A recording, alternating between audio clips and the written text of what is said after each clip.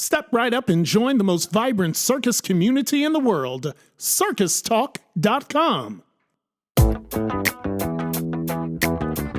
This is In Center Ring. I'm your host, Jonathan Lee Iverson. What began as a chance encounter is now a dream come true. From budding circus star to YouTube sensation, In Center Ring presents Noeli Acoba. I love your name so much. It sounds like a song. Oh. How did you come to YouTubing? When did you get that spark? You young whippersnappers, that's what it is. When did you get the spark to YouTube? I wanted to start a YouTube channel actually back in 2019 when I moved from California to Montreal, because I was like, this is a really crazy journey that I've been on where just my whole circus life, and now I'm moving countries just to pursue circus. And I thought it would have been interesting then, but I also was really, really scared to do a YouTube channel because I'm like, oh, I'm just like a budding performer, and I'm so scared of what like the higher up people in this industry will think of me. So I kind of just dimmed that dream of mine down because I was like, I just need to seem professional, you know? And then on January 2nd, 2020, my cousin died from an illness, and he was only 28 years old. Yeah. And, you know, he died from this illness, but I honestly think he lived his life with absolutely no regrets, and he just lived his life to the fullest. And that inspired me to just go for this kind of dream that I had of starting a YouTube channel. It would be a shame to not pursue a dream of yours just because you're scared of what everyone else thinks of you. So it was actually because of my cousin who passed away that I decided to have the courage to start a YouTube channel, because I have a lot of stories that I can tell related to circus, and I love circus so much, and I just wanted to spread the sort of messages that I have in my heart to other people. So I started thinking about it in January and playing with my filming equipment and learning how to edit. And then I actually set a date, and I was like, okay, April 16 is when I'm gonna launch my YouTube channel. Right. And it's funny because on March 16th, the world shut down. Yes, your timing couldn't have been better, honestly. And it's so funny you would make mention of the fact that as you know, you're in this career and you want to make sure you don't really ruffle any feathers by doing this, so you'll remain quote unquote professional. And it's so funny because now we're looking at so many performing artists, be it in circus or elsewhere, who are now catching up to the rest of the world in cyberspace. Yeah, right? absolutely. And I've always believed that circus people, quite frankly, should have been leading this charge from day one. Because, I mean, who has better content? Who has more complex stories? Nothing against anyone else or to offend anyone else, but the reality is, I mean, we're talking about people who can fly and talk to animals and do daring things. So, I mean, I'm very happy that you got the courage to do it. But quite frankly, I don't know what you're afraid of. I mean, you spend your time in the air. So please tell me, you know, because I'm a coward, I stay on the floor, and, you know, I don't have to, you know, be muscled up. How did you come to that? What made you, you know, what turned you on to becoming a fly girl? That's what I call you all. I love An aerialist in the circus. So I have a crazy journey. So my story is really kind of weird. So I was really miserable in college. I was a biotechnology major. So basically I was working in a lab, interning in a lab, and I was genetically modifying bacteria to create biofuels.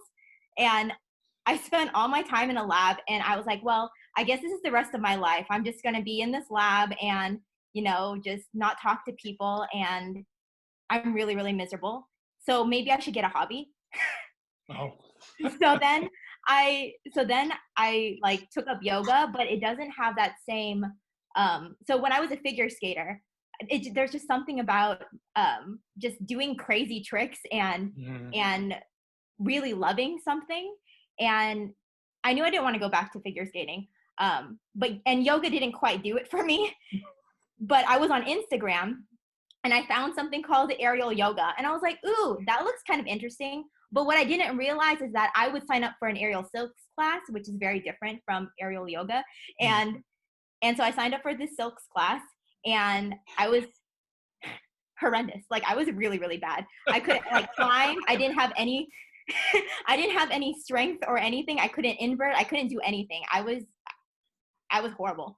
But I came out of that class and I was like, I love this so much. Oh, right. And I think if I work really, really hard and get the strength, I think this could be something that I would love to make into a career one day. And wow. That's crazy to like, it's absolutely crazy because I was so bad. And you know, I just kept going to classes and working really, really hard. And I did graduate college, and I actually got into physical therapy school. And I was in physical therapy school for 2 weeks, and I dropped out. And your parents were very happy, I'm sure. They were so happy with me.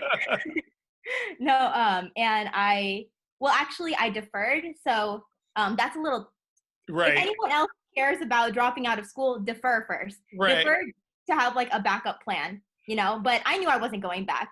Like I deferred, but I knew, I was like, I'm not stepping back in that classroom ever again. I'm not being a physical therapist. I'm going to be a performer.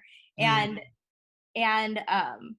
once I took that step, I just went full force into training, and I worked virtual jobs so that I could pay for my training. And I would drive 2 hours to LA and back, every day. And you know, I went to different studios, but I actually ended up at this one studio called Kinetic Theory Circus school in Los Angeles.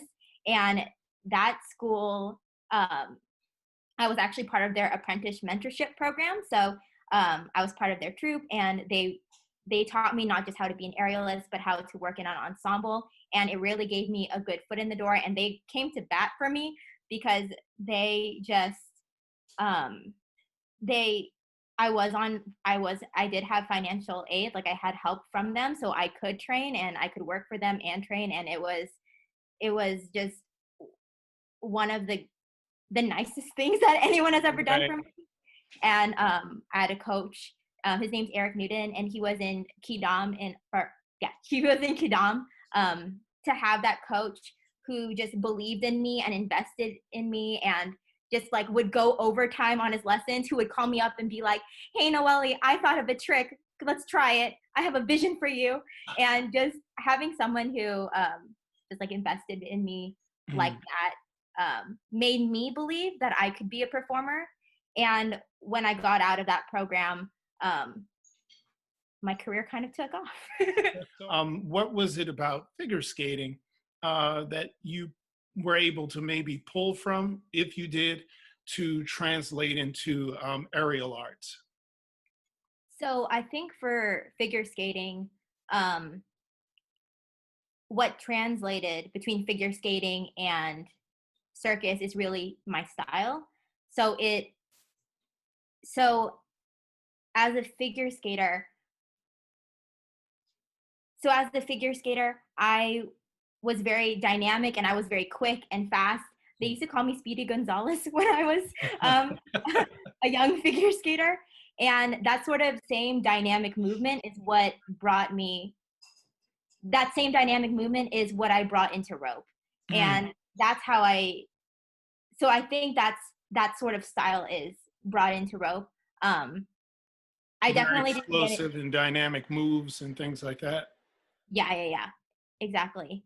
Another thing that figure skating translated over to circus is I knew I had to work hard. So that sort of work ethic, and that sort of work ethic from figure skating, where I was, this is gonna sound crazy. So I remember being, from the time I was 7 years old till I was 16, I would wake up at 5 in the morning to be at the rink by 5:30, and I would practice till 7:30 a.m. Then I'd be brought to school. Then I'd go back to the rink at 3:30 p.m. and I would do 2 hours of practice, and then I would have another lesson on top for like off ice conditioning. And I did that for 9 years.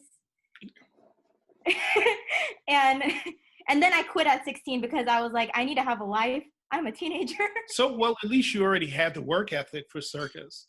And so Yeah. you must have been a dream for your coach, knowing that, this is a person who's going to commit. The only difference is you really loved it, which adds on another dynamic to it, which is wonderful. So now when your career essentially starts blowing up, as they say, what was the first show you started with, or did you do corporate engagements? What was it like when you first got out there and started really gigging? Yeah. So it was mostly like freelance corporate sort of thing. But I would say the thing that kind of skyrocketed my career is this performance I did for Tohu.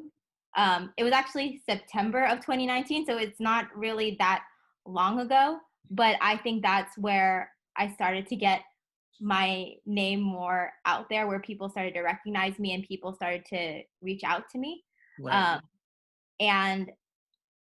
And being selected to perform my own act on this stage, Latohu, which is, how do I put this? It's kind of like, it's basically the premier circus arts venue here in Montreal. It's a really, really big, awesome stage to be on. And so to be a soloist on that stage is insane. So wonderful. So, okay, this wasn't too long ago. So this means you were really starting to really climb, and then the world said, not just yet. Yep. So that is that is what happened. Another momentous part of my career actually was, I say September 2019 was where my name started to get out there, but I actually worked for Cirque du Soleil 3 months after I came to Montreal. So, which is kind of crazy. I was able to be in a creation process with Cirque du Soleil, and that is honestly the ideal situation for me.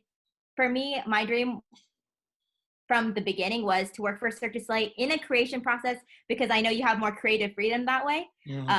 So I was chosen I was one of 2 aerialists that were chosen to create on this new apparatus called the ginger rope. And I can say that now because the apparatus got revealed. And basically what the ginger rope is this apparatus that is tethered at 2 points.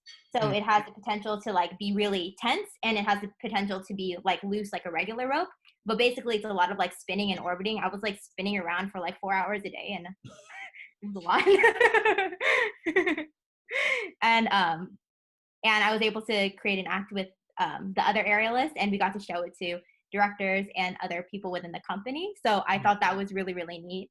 But that was one of the cool things that happened to me. Have you ever been to any European circuses, or just here in the States or in Montreal? Yeah, so my experience is really more just in the States and Montreal, but I would love to go to Europe and see what the circus scene is like over there. You and me both. You and me both. No, seriously, it's so funny because there's, oh my gosh, there's a wonderful circus out there, Cirque d'Hiver, and I'm like, wow, I need to learn French because I'd love to do just one season, at least one season in my lifetime over there. That would be great. Their theater is just like breathtaking, absolutely breathtaking. I like, you lit up a little bit when you mentioned that creative process. That was a big deal for you, working on that ginger rope, but being in that creative process. And so I'm curious, because your body language really, illuminated with doing that. I mean, do you have aspirations for being a creative in the performing arts? Yeah, absolutely. So like, I love performing, but I always knew from the beginning I want to be a director. Just straight up, I'm putting that out there. I want to be a director. You know, I love performing, but what I love more than just the tricks is creating a story, and a story that actually matters and has a message behind it, a story that is able to connect with people and where people can resonate with it and see themselves through you or the characters within your show or whatever you're creating. And so my big aspiration is I want to create a circus show one day. And it's kind of funny that I started this YouTube channel because I realized by doing this, I'm actually being a director of my own content. And Right.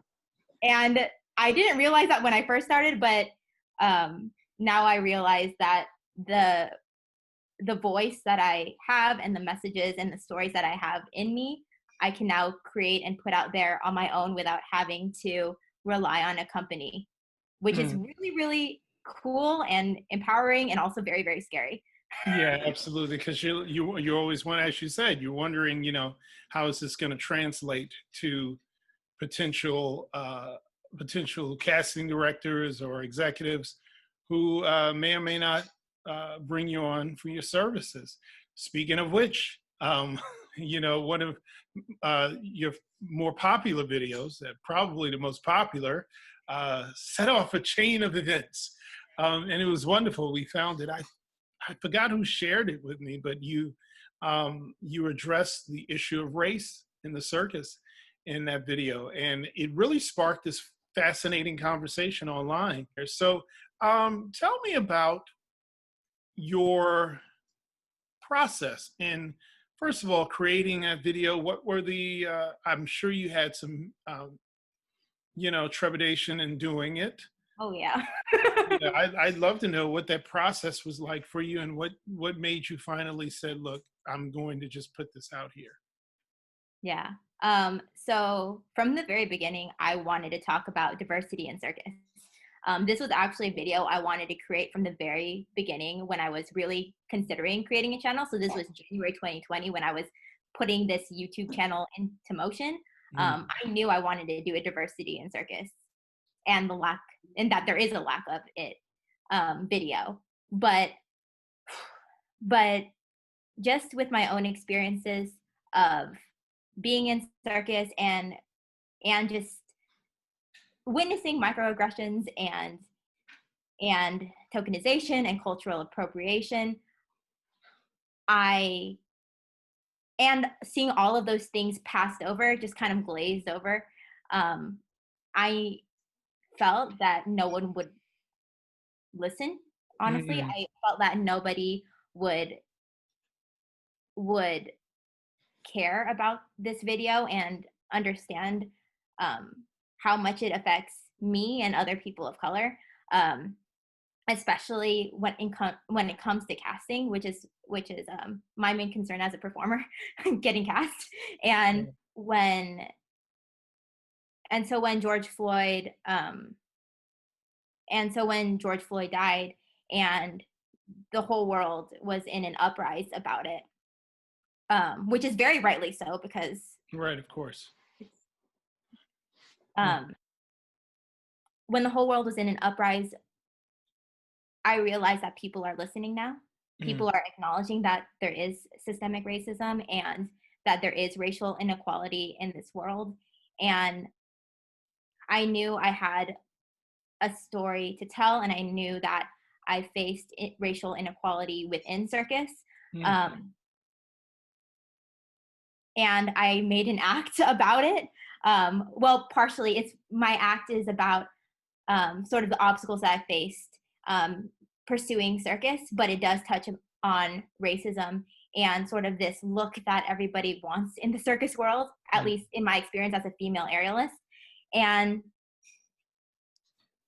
I knew that I wanted to tell my story mixed with my act. And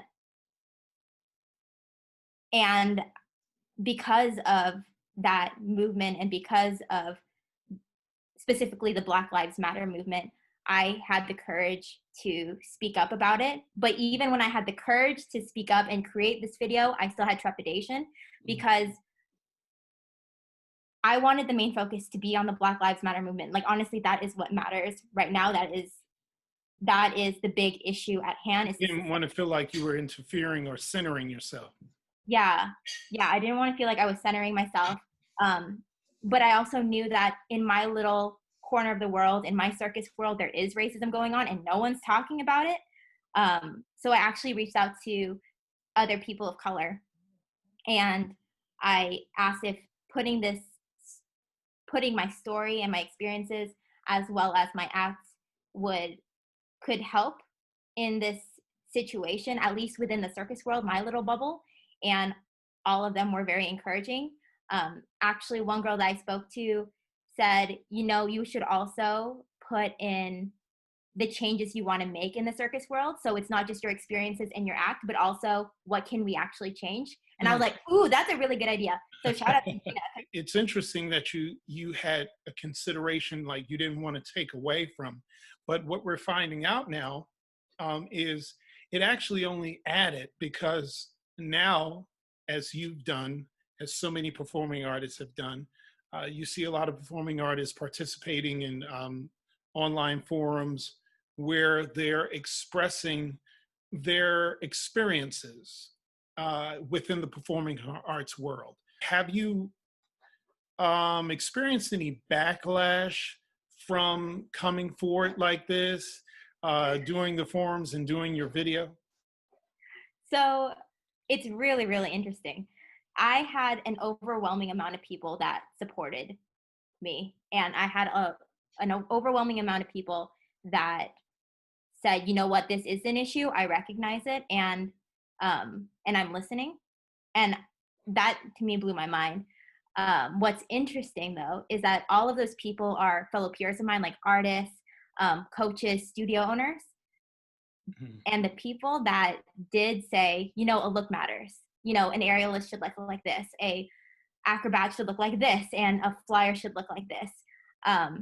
The people that did reach out to me and say, hey, you're wrong, are people who are in the casting process. I'll just be straight up, like people who are higher up in this industry. And that's what I found that was interesting. Right. Because these are the people that run companies. These are the people that create these shows. And it was really, really interesting to me to hear their beliefs on what an artist on stage should look like. Now, just to be fair, when you say the look, right? Are we speaking of like just a generic look for a particular production, or like something specific, like they were specific in the casting that they wanted, a lithe-built Caucasian woman who's blonde or whatever? Or did, I guess, the casting notice make it clear that this was very open and that this would be left to interpretation or what have you? What was your expectation is what I think I'm trying to ask. When you went to these auditions, when you went through the casting process, what was your expectations, or at least what did they lead you to believe? Yeah, so going into, I've been in a lot of casting situations. Well, whenever I go into a casting room, I'm usually the only person of color. I'll be straight up. Maybe there's one other person, but I'm usually the only person. And what I'm sort of led to believe in these casting situations is that everyone is equal and they don't consider body type and your overall look. But what I came to realize through going to all of these various casting auditions is that there is a lot of situations where you have to fit the ensemble. A lot of situations where casting and artistic directors who create these shows want everyone to look very similar so that they have this like synchronized look going on stage. And I am 4'11", but on my resume I put 5 foot so that I can seem a little bit taller. Right. I am I am muscly, like I have like broad shoulders, and I have like a darker skin tone, and I don't fit a normal ensemble look. And this is something that time and time again I've realized through these situations. And in these situations, I thought it was just about skill, but oftentimes the feedback I would get is that I have the skills and they like my personality, but I don't look the part. And whether it is because of my skin tone or it's because of my body type, there's just something about me that looks different than everybody else, so they can't cast me. And so obviously that's a great frustration, because to me, I remember going through such casting traumas, and quite frankly, I always respected casting directors who would come in and just type you out. And I'm fine with that, like, because I don't want to waste my time going through the process and feeling hopeful, knowing I'm nailing this thing, and just for you to come back and say, well, you're too tall, or you're just a bit too dark for that, or whatever. I would just prefer you just type out. So considering the fact that you would find yourself usually the only person of color in a lot of these situations, I'm curious to know, in your journey, um, in becoming a professional, was there were there any people of color that you actually were able to see actually doing what you wanted to do? I can honestly say I've never seen anyone who looked like me on stage. And I'm talking about like female aerialists. Like it is very rare to find a female aerialist who is of a darker skin tone, first of all. Like if you look at any of these big major productions, being here in Montreal and back in America too, um, I've never seen a dark skinned aerialist in any major production. I'll just be straight up, at least with my own eyes. I only know of two people, like I didn't see them in person, but I only know of like two aerialists that are specifically like Black and have been in like one of those big major productions. How am I supposed to be able to become a performer if I've never seen someone on stage to look up to? Like I didn't have a role Mhm. model that looked like me on stage, and that greatly affected um, whether or not I thought I could make it. But I just honestly, it's the love of circus. I just pushed really, really hard. Yeah, that sawdust does that to you. There is something about it that is so enchanting, that causes you to, um, I guess, be more motivated than you normally would at anything else, because of what you chose. I mean, it's exhilarating being up in that sky and being out there and presenting yourself. And there's something also rather defiant about it too. I mean, you're defying gravity, but you're also defying expectations. So in a strange sense, for you at least, there may be a touch of being a trailblazer in there. I just finished speaking to the wonderful Veronica Blair. Oh, I love her. Yeah. And she's had those challenges too. I'm also curious about, she spoke of something in regards to body type, which is something that she had to contend with in her career. Coaches basically trying to take her Black body and shape it into a Europeanized figure for what she did. Did you have a similar experience yourself at any point? Yeah. I've tried to play the game. I've tried to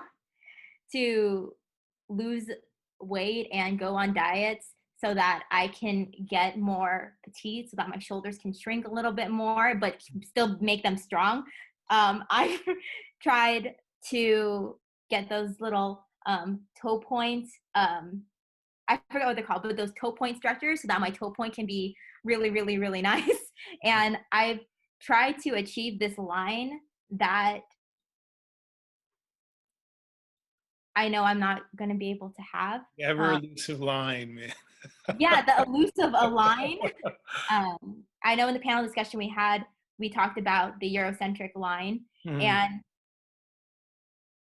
and I know just for my own body type, I have like big thighs, I have hips, and I'm never gonna get a straight handstand. Oh, my hand isn't straight, but like Right. I won't ever have a straight handstand line. No, that's interesting, and that's interesting. But I guess during uh, this mandated timeout, we've had all this time to reflect now as performing artists, of course. And I'm wondering if companies are now really thinking more broadly because they're going to have to, and whether they like it or not. I mean, sooner than later, when we're allowed to go back out and play, the reality is the population is becoming much darker and more colorful. And it will not be very long before, it will be commonplace to see more who look like you or a little darker or whatever, but it will be a much more colorful, and it will have to be just because of what's happening, what nature's doing. And so I'm fascinated to, I'm looking forward to how people will coach now, how they will respect just the different dynamic bodies and how they work. Now, do you also instruct? Yes, I do. Obviously, if you haven't seen too many performers of color like yourself, I mean, I'm sure you didn't see too many instructors who look like you at either. Yeah.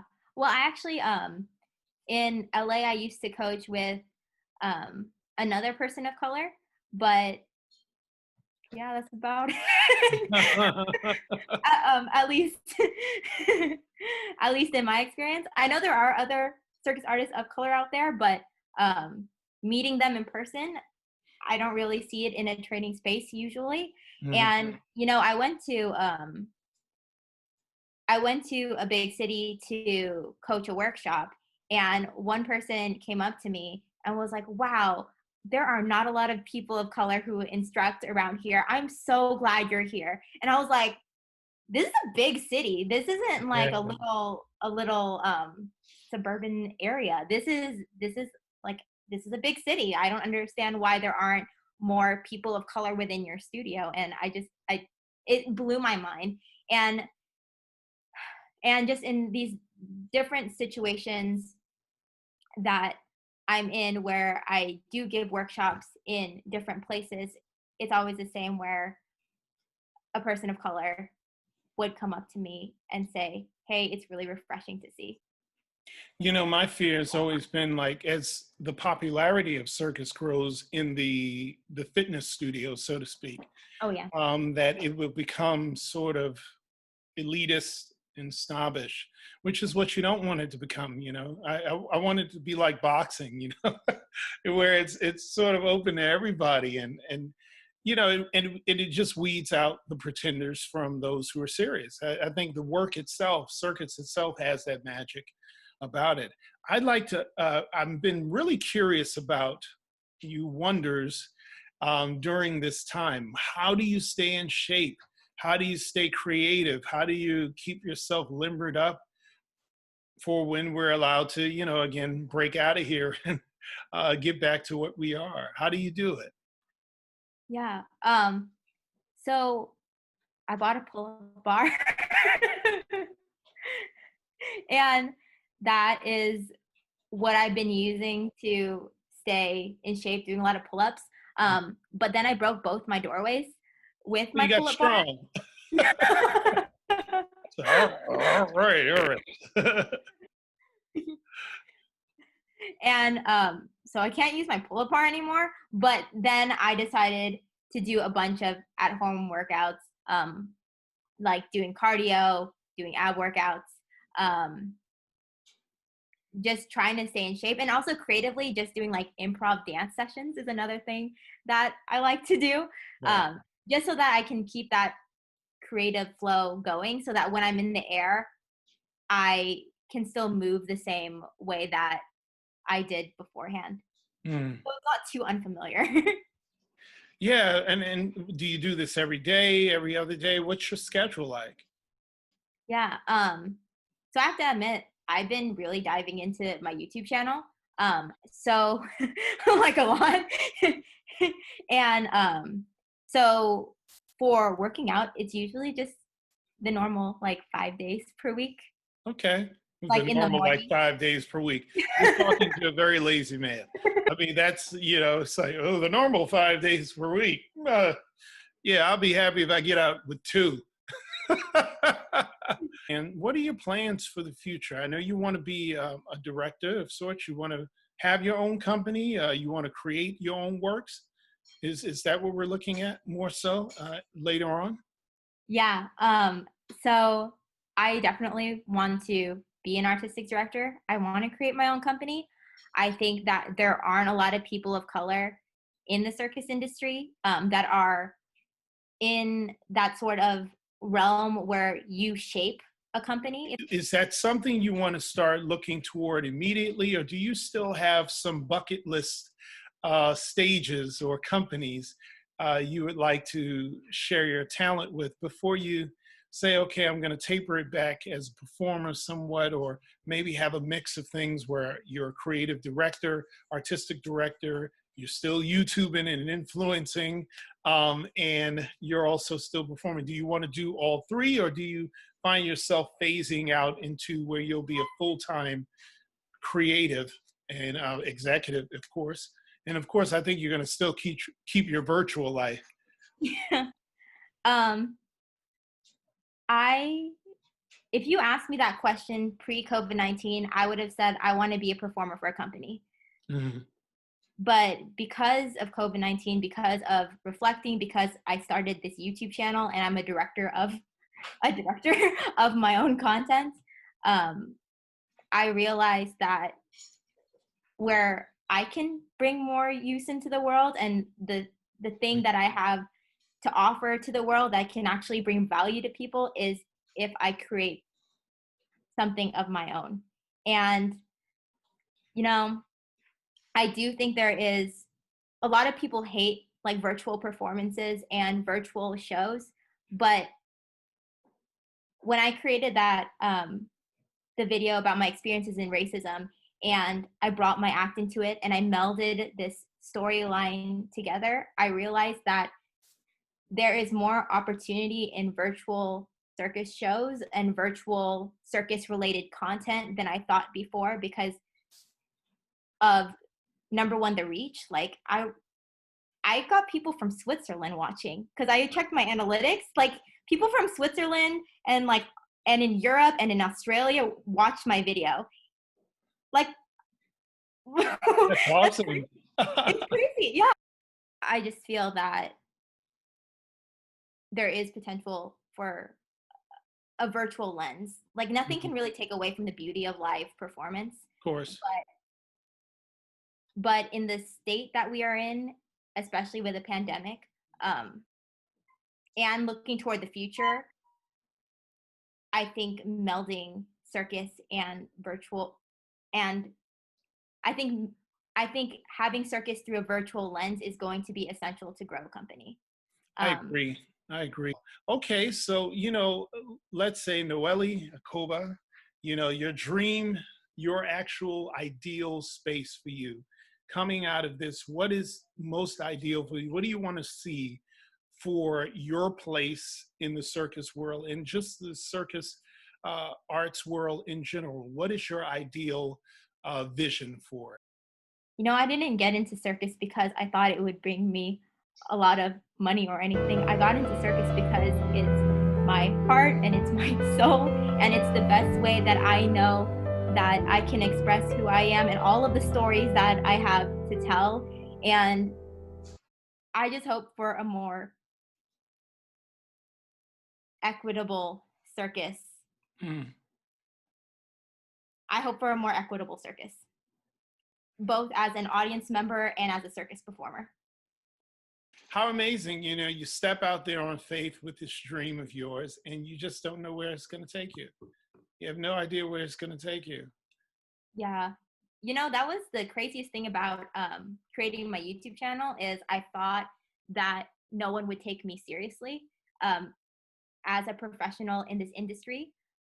And the craziest thing is that once I created my channel and especially with my video about my experiences with racism, and I wrote back about it. I've been getting reached out to by a lot of different people. You reached out to me, which is such a huge honor. And, people who wouldn't have known me in this industry, I'm starting to be a part of the conversation. And it's really, really cool to be able to start to have a voice in this industry, where previously I was scared to have a voice. And not only was it that I was scared, it's also I felt like I didn't deserve to have a voice, and that I should stay silent, if that makes sense. No, I get it.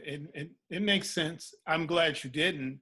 It's really nice to hear that, because it's just, for so long I was very scared of course, of what people would think about having an online presence if you're a performer.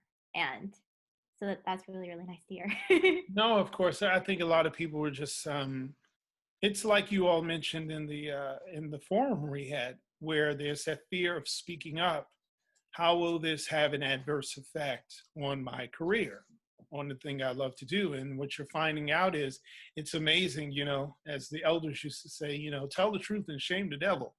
And it's true. Once you come out and you're just truthful and honest, and you're doing the things that are truly you, it's amazing how much comes back to you in many respects. And I think, unbeknownst to yourself, you became a leader in that. And maybe that wasn't a goal, but, well, we're here now. This has been an absolute privilege. I've enjoyed you. I'm glad that you joined me on this forum, and I'm glad that you had me on yours as well. I was honored. I can't wait to see my pretty self on one of your dynamic YouTube videos. That'll be a lot of fun. I'm looking forward to it. Thank you. Thank you for everything, and for supporting me, and you're just awesome. Thank you. No, it's been a pleasure. I really enjoyed it. Thank you so much. Thank you. Awesome.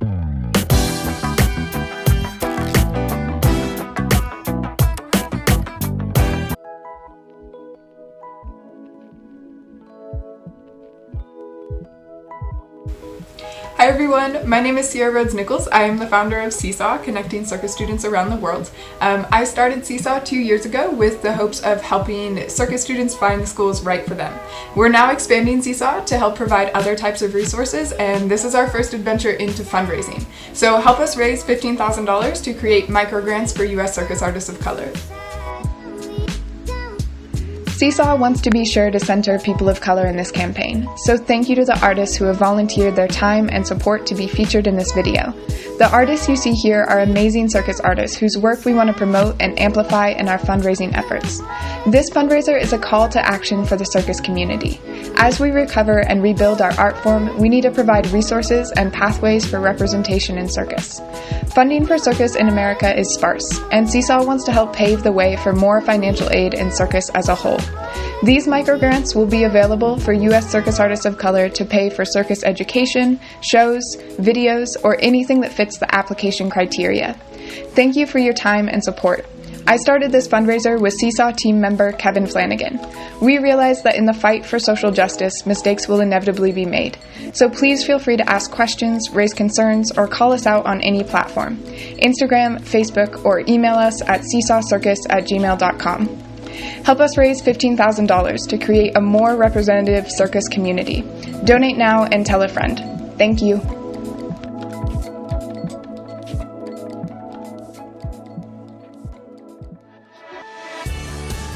The circus is a vast international community, and there's only one place to connect for jobs, events, the latest news, and so much more. CircusTalk.com. Join today.